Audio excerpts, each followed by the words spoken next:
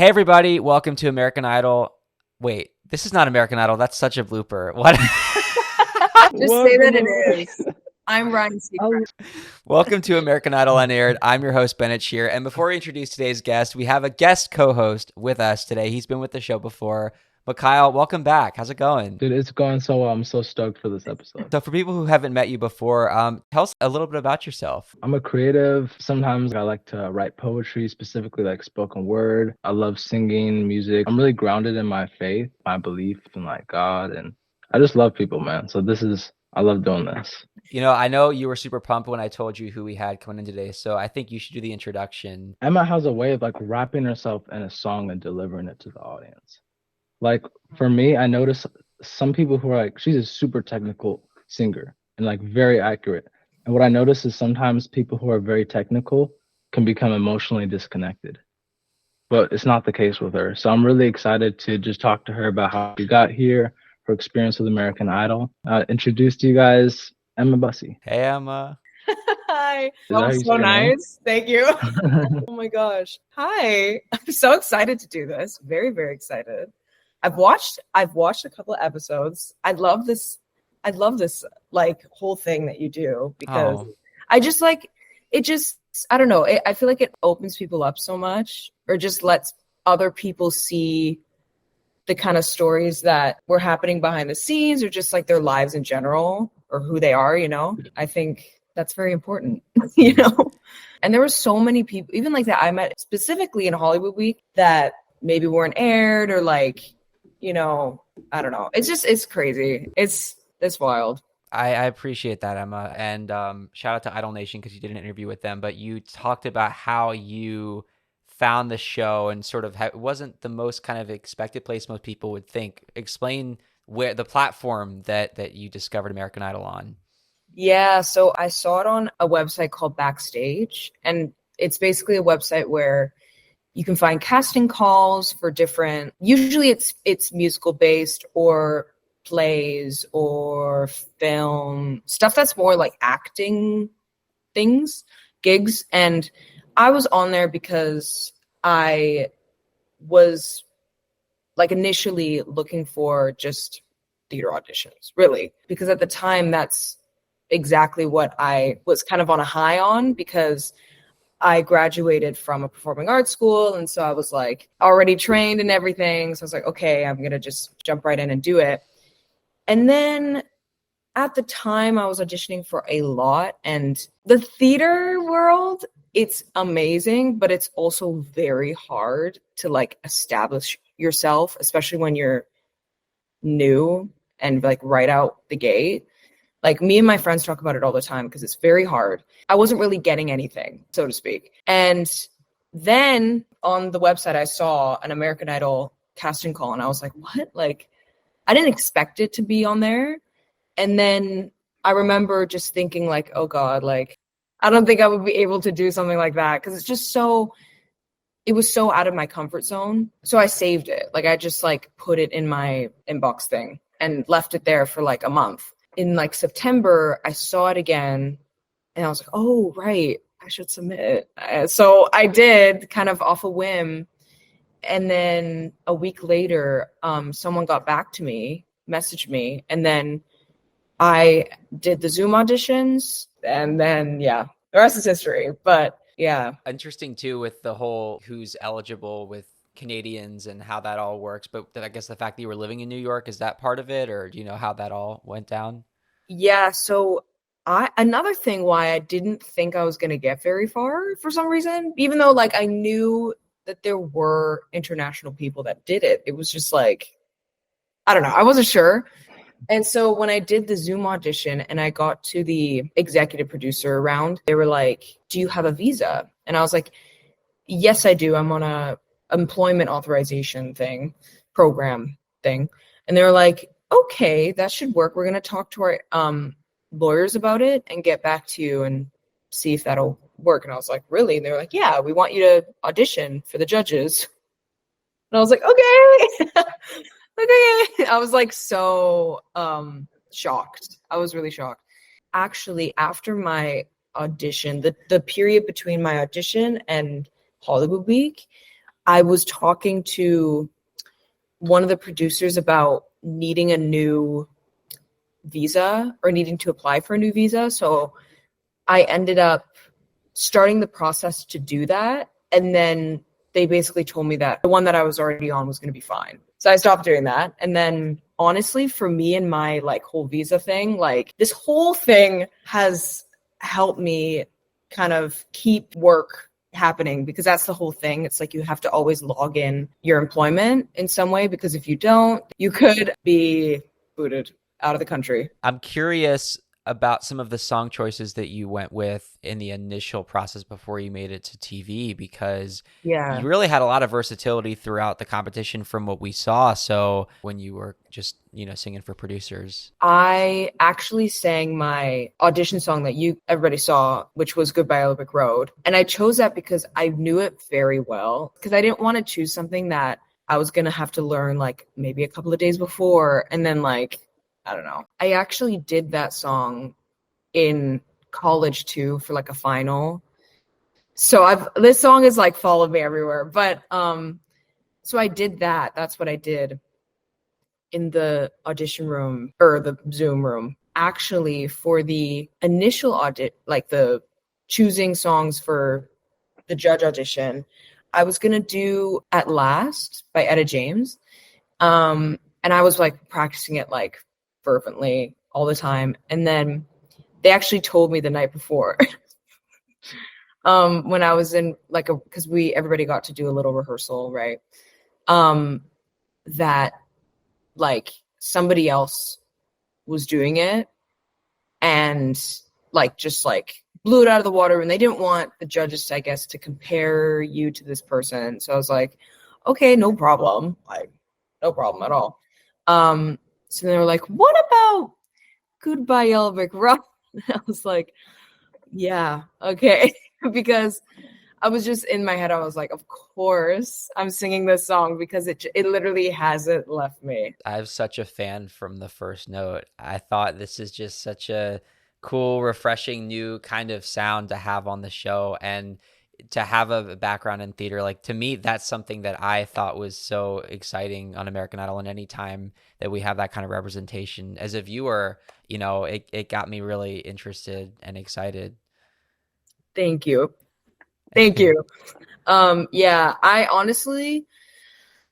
was like, I didn't realize though, honestly, because I know they said to me in the audition room too, like the long vibrato and everything, but I knew I had like a longer vibrato, but I honestly, that was my genuine reaction to like them asking like me if anybody's like kind of had like maybe a preference to a shorter one or something, like, and I was literally like, oh no, I've literally like haven't, especially because it was more theatery, I guess, like on that side of things. It was cool to be able though to like, I don't know, change, like do the things that I did in the room, because fortunately with the training that I got in school, that's exactly what I had to do. Like because we had to do a lot of different styles. We had to do opera, we had to do like jazz standards, we had to do like so many things. And so for each thing, you kind of had to like change your voice a bit, right? And so that actually helped me in regards to being in the room and everything. But yeah. Even if the song itself wasn't from, or any of the songs that you sang, even if they weren't necessarily from a musical, just kind of having A, the theater background, and B, having to learn all kinds of different things. I just felt like you were so well suited for a competition like this that required so much of you. You were so well qualified, right? Because you had to learn so many different things. And American Idol is literally about testing you and doing so many different genres, performing so many different artists. And even just touching on the theater bit, you look at so many of the big artists, like even on the show, Adam Lambert or even Lady Gaga, a lot of these singers that go on to have big pop careers, they have theater backgrounds and they spend a lot of time in that arena. So much of how they package themselves comes from their ability to perform and have a stage presence. Totally agree with that. That's why like when it was announced that Adam Lambert was going to be a mentor on the Rock Hall of Fame episode, I was like, oh my God, no. Like I was like, because I love him. I've always loved him. Like, yeah. Anyway, but even with, like, before Idol and everything, I didn't really see myself doing one thing. I've always kind of seen myself doing multiple things, but in the performing realm, like, of course, theater and even film, I've definitely thought about, but I wasn't like super confident about the whole music thing before Idol started. Honestly, like, going through this whole process actually helped me with that part of myself that wasn't really on the same page with being able to feel like I actually can make music. Now I want to do that as well. So I'm kind of like all over the place, but like I kind of knew that like really early on in my mind. I was like, yeah, I'm going to do all these different things, or I want to do all these different things. The biggest stars do it all. They call them triple threats or quadruple threats, you know. Right. Star of stage and screen. Yeah. EGOTs. Oh yeah. I find that like when you have your hand in a lot of different things, like there's like this kind of intersection of things that you wouldn't really think they'd cross over and help each other, but they do. And so there's something you take from all of that I think is you just take it on to whatever you do next. And like everything you do, you find like, oh wait, I learned how to do this back when I did that. And oh, I know how to do this because I had that like 2-month period. So I think that's just really cool. Totally. An example of that would be also like when I was in the room and they were making me change my vibrato and everything, or just like even just try the whole like straight tone singing. I was like, oh my God, okay, go back to your training, figure it out. Like, you know, but I had that because I already had that type of training in school. Even like the acting stuff that I did in school really helped me in regards to like storytelling, specifically through my songs and stuff like that, and like trying to evoke certain emotions in myself that even need to be accessed when you're doing a scene, doing a monologue or something like that, right? So yeah, everything kind of helps in another aspect of what I'm doing. What's your process look like when it comes, like, you look at a song? Do you like read through the lyrics? Do you think about certain events? Do you visualize it? Because I think there's a difference of just like a performance and like providing an experience. And I think a lot of people try to make people feel something without like putting themselves in that position. And Yeah. that's something you're really good at. And I imagine that your theater experience has helped a lot. But what does that process look like? Do you like meditate on the song, or how do you connect to it? I kind of try just like sitting with it usually. Yeah, like I'll usually, it depends. Like if I've sung it before, I feel like I've already like had those kind of memories and feelings from it or with it. So I'll try to bring those back, and I'll try to like use those kind of things again. But if it's like a newer song, I'll definitely try to like feed through the memory section of my brain and kind of be like, okay, well, how can I relate to this song or relate to these feelings, and try to bring my own things into it. Idol's a chance to really connect with other people that have their own process and think about music in similar ways and different ways. Did you find that meeting other artists was an experience where you're like, oh, I totally approach music the same way you do? Or do you meet other artists that have different styles and think, oh, this is teaching me so many new things? You get what I mean? How it's sort of like a melting pot of musicians? Yes. Okay. I would say like totally that. Like everybody was kind of doing their own thing, and I love that. I was very inspired by a lot of people, but even like specifically a lot of the country singers, usually in the past, I've never really been like a giant like country listener. I don't know. I think that was just a lot of like resistance within myself. I don't know. But when I started, specifically in Hollywood Week, like started listening to a lot of country singers, it was like I was put under a spell. I was like, oh my God, this is beautiful. Like I was just like, wow, I can't believe I've never seen this style like this, or these voices, like a lot of authentic voices, right? And to other genres too across the board. I was like, wow, these people are in their element, you know? Do you think that comes with a sense of like, it doesn't sound the same on TV? I mean, I don't know if you had watched the show before or other singing competitions, but I got to imagine hearing these people play their songs live, especially Hollywood Week, you're hearing everybody, you're sitting in the audience. It's a whole different experience to hear these performers in the room as opposed to just watching something on TV or on YouTube. Yes. Oh my God, totally. I felt like a lot of the times if there was a performance that really like hit me hard, or like I was like, wow, that was amazing. It was like, felt like I shouldn't have even been in the room because it was so, I don't know, personal to that person, or, you know, it was such a cool feeling to be able, to kind of sit in and watch people like that. You definitely earned your place in Hollywood Week, but I still can imagine the I don't know if it's like imposter syndrome, but just for all of you that are there, you are the chosen ones in a way, but every other minute there's someone on that stage and you're like, oh my gosh, I have to go next. And that's an overwhelming feeling. Like 2 days of just sitting there wondering who's going to be up next, who's going to kill it.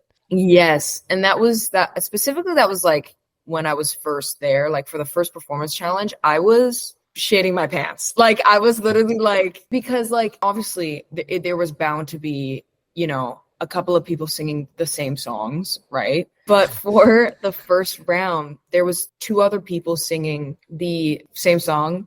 One of them I'm very close to now, Malik. It was so funny because it was like, I remember I heard him singing it when we were practicing, and I was like, oh my God. And I said to him, I was like, hey, we're singing the same song. It was really funny. But I had to like keep reminding myself that like everybody's gonna do it differently or interpret something differently. So like it's gonna be your own thing. You're fine. Like just sing, you know? And I remember like when we were watching people and there was like, say there was like a really impressive performance or just someone who was just like knocked out of the park. I remember Lionel turned to us and was like, do not get intimidated.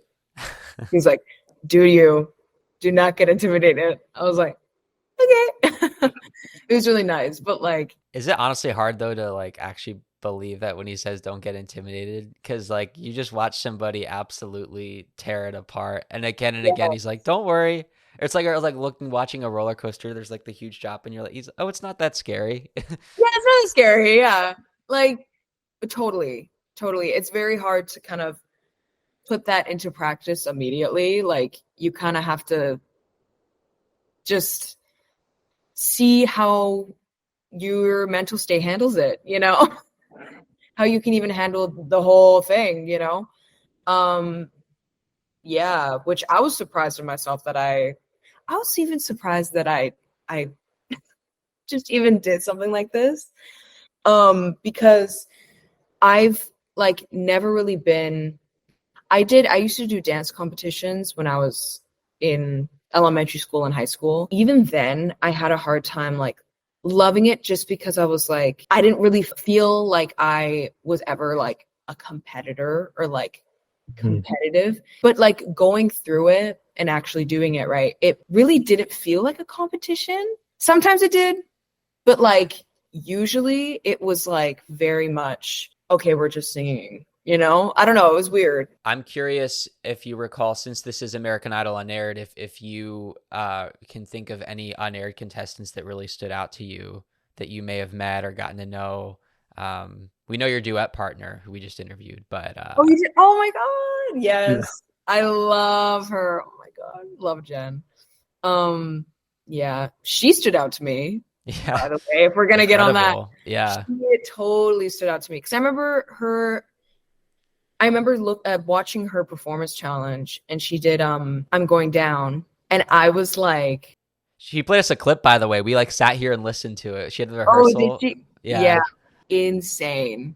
That's why I was like, oh my God. Well, I mean, that was very stressful picking duet partners and everything. I remember like frantically looking around the room because I was like, who the hell, like, you know? And then we actually saw each other from literally across. I think a similar thing happened to a lot of people, but like made eye contact from across the room, and then that's just how it happened. But yeah, she was incredible. Oh, Liam. Oh my gosh. He has a song called Pushing 30 that is just to die for. And he's so nice. So nice. Oh my God, so nice. and Joey too. Oh my God, yeah. So I remember Liam's performance. He did Dreams, I'm pretty sure. It was so smooth. It was like, oh my God, it was so cool. Yeah, Joey's another one that I became friends with too, and he was so good too. Oh my God, everybody was just like, I don't know. It was so, yeah, everybody was so good.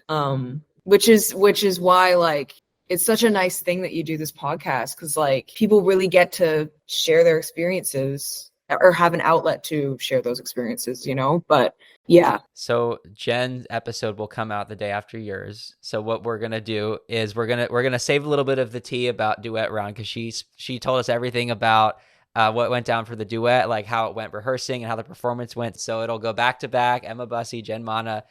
So you'll get that unaired scoop as well for the duet. Because that's the only performance of yours that we didn't get to see, right? I'm pretty sure we saw everything else except the duet. Except the duet, yeah. Which was so fun. Yeah, what a great song choice. So fun. Yeah, River Deep.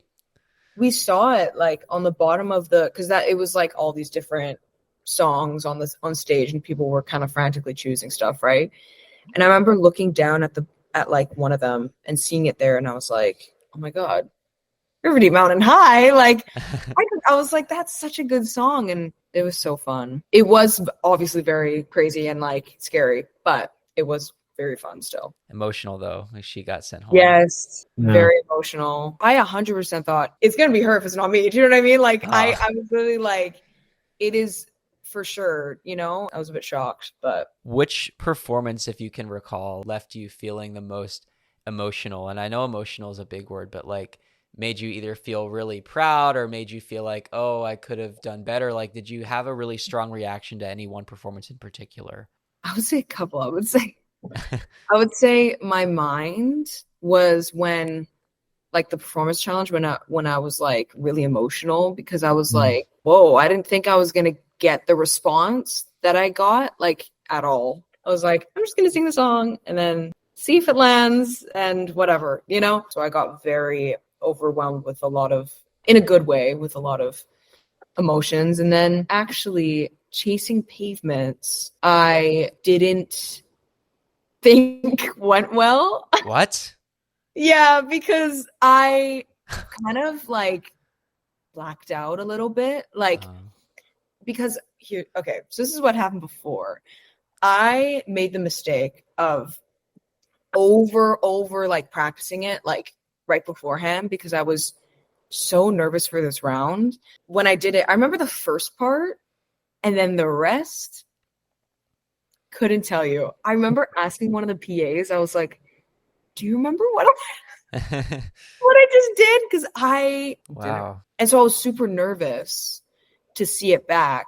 Fortunately, I was like happy with it and everything like turned out fine. But even for like the results and like top 20, like all that type of stuff, I was like, I don't know if I'm gonna make it. You know, I was like, I don't know. It's always interesting to get into a performer's mind when you think they slayed, and they think it's not that you didn't think you slayed, it's that you didn't know what happened. Yeah. I'm like, I don't know if I like that. I remember because my family was there too, and I asked them, like, I literally asked them every 2 seconds. I was like, what happened? Like, what did it sound bad? Like, what the hell? And they're like, it was good. And I was like, you're also my family though. So I don't know, you know what I mean? So I'm glad I got to obviously like see it unfold. And yeah, I feel like throughout this whole thing, I've very much like have had a very interesting relationship with like my confidence. It was like very much in waves. Like I just, because I'm very much in my head a lot of the times, like very much overthinker, blah, blah, blah, you know. But I remember throughout that, I was very up and down with myself. But honestly, when I was eliminated, I honestly like, I wasn't down on myself. I wasn't like, I was just kind of like, okay, like, it's just like, I was just surprised that I even did it, and even like was grateful to get to the point that I did, and like that was it, you know what I mean? I was just kind of like, okay. Like, yeah. What were you going to sing if you had gotten voted through, like once you were in the studio? I was gonna sing a Florence and the Machine song called "Ship to Wreck." I was Oh my God. super excited to do it because It's so you, right? Like yeah, just so I good for was, your voice. and that was the first song since My Mind that was like I that was my first pick, first Uh-huh. song choice, and they like let me do it. Um, because like Chasing Pavements and Lay Me Down, I chose after my first songs because they were like trying to navigate me to a different kind of wanted me to do a different kind of song or vibe. And so yeah, that's why I chose those. But this was the first song where I was like, this is like I was super excited and yeah. And it's okay. Obviously all good. But like Tell me about adjusting from New York to the very brief time you spent in LA and how you felt just hanging out at a TV studio and getting ready to possibly, I yeah. mean, you were on an episode, but just that whole going on TV stuff. It was crazy. It was like I mean I loved like kind of getting a taste of LA and like everything because I've obviously gotten it in kind of waves. I haven't really been there for like a super long time to really like experience it, but I got from what I was like taking in, I was obviously very excited for the nice kind of break from the type of weather I was getting in New York because it was like really bad at the time. I remember. So I was like, this is gonna be nice and warm and like blah blah blah. Like that was really nice. Kind of a different change of pace was nice. I still don't think like I just love New York.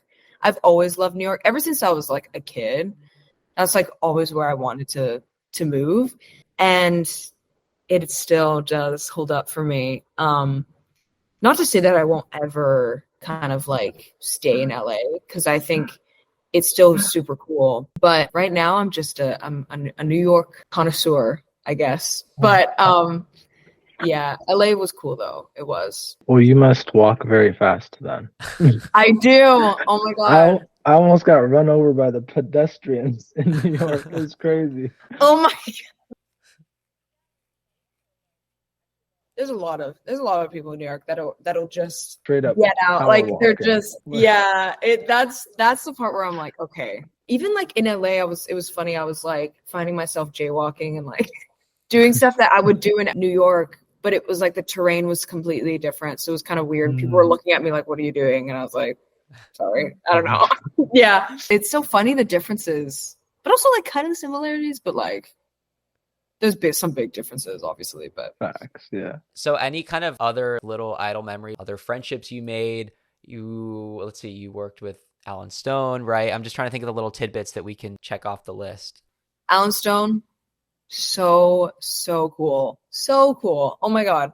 I don't know. I was so grateful to have like spent that time with him and everything. I don't know. You can tell he just kind of speaks everything from his heart and everything. I don't know. It was just like so cool to meet him. And he kind of singed a little for us. I remember when we first met him, and I was like, oh my God, he is crazy. I was like, wow, he's so cool. Oh my God, I've gotten close to so many people in the 26. I mean, like, I know when I first got to LA, because technically me and everyone got to LA on the 7th of April. So it was like a couple of weeks before the first show. And so I remember we had dressing rooms, and I saw my dressing room and it was with Kyra and Olivia.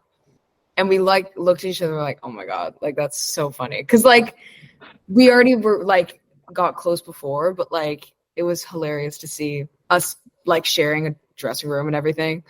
So that was nice. And like Malik and Nayila and Iam and oh my God, and Hannah and like, oh my God, I could probably name off every single person. It's a tight group. Yeah, it was a tight group. Oh my God. So nice. Being able to like make those relationships. And I know when I left, that was like the one thing that I was super, super like the most kind of sad about was like saying goodbye to everybody.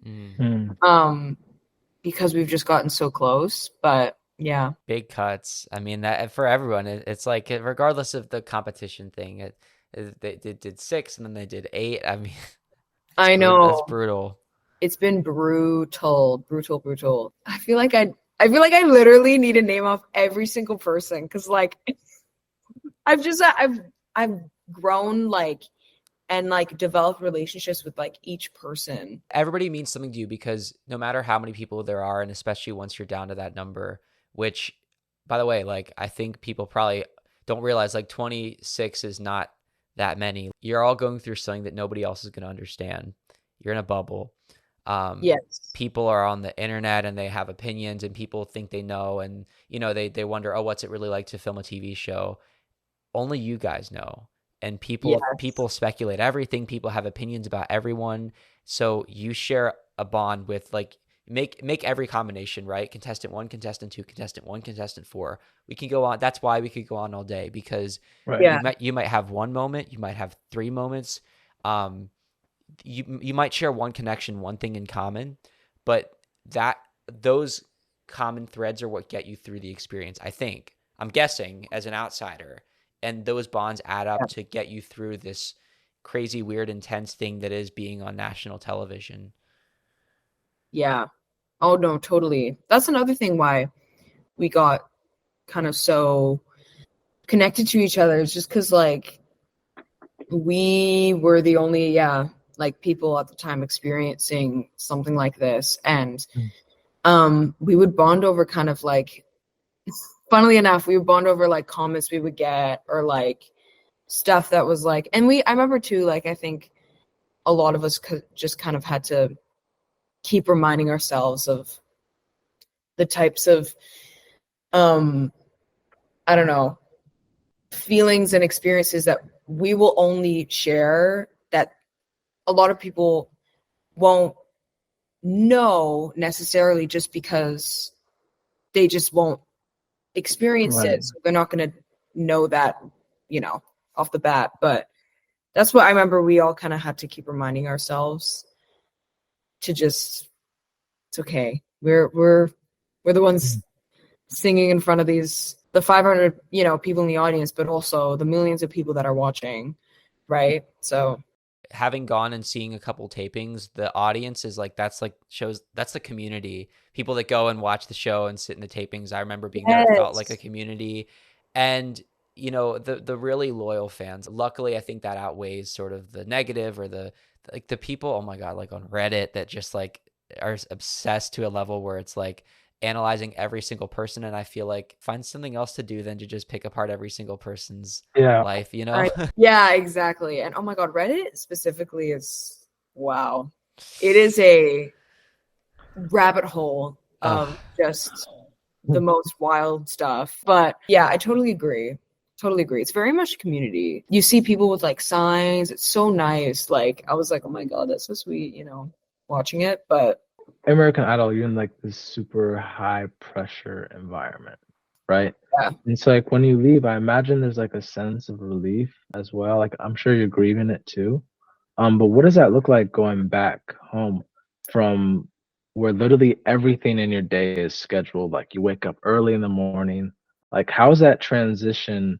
Like how do you process your feelings? Do you feel like you need to do something? Are you still like FaceTime and talking to your friends, or are you just taking time to yourself? I know when everything kind of stopped, I actually physically was affected by it a little bit. Like I got super sick like the day after it ended.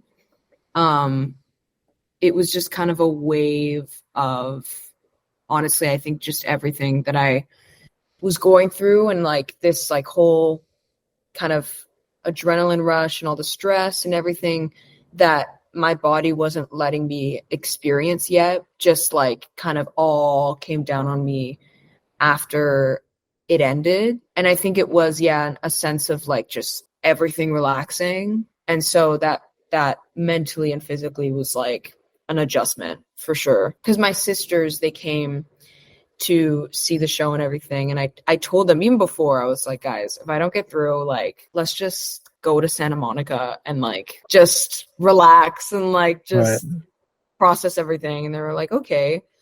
So that's exactly what we did.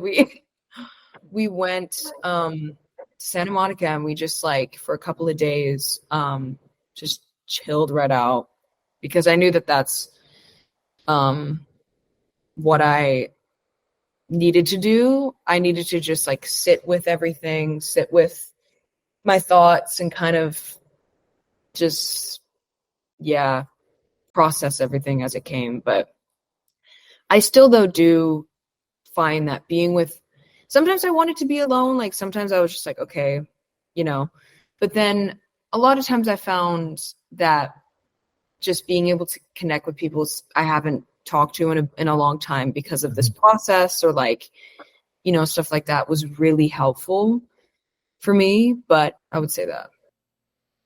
So now it's been almost a month, and I said this to you before we started. It's good to sort of chill and take a pause, because there can be pressure to think, okay, well, what's the next thing? And there doesn't always have to be the next thing right away. But of course, we always look ahead and we want to know, what's coming up, and if there's anything in the works or just kind of ideas you've had about what you want to do next. And I'm wondering what your thought process has been like as far as the future. I've definitely been just kind of trying to take the opportunities that have kind of risen after everything, and like performance opportunities or stuff like that. Like I'm just trying to take it all as I can. And or if stuff kind of becomes too much or whatever, like I'm trying to take the things that I can take on, and kind of take it day by day. But I'm going to be like auditioning again and trying out that side of things, but also I'm performing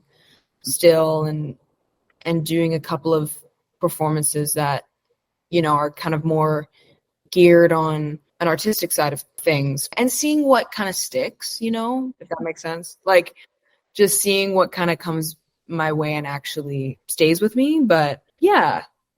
Nice. Any advice for people who are thinking of being in your shoes and auditioning for American Idol? Yeah.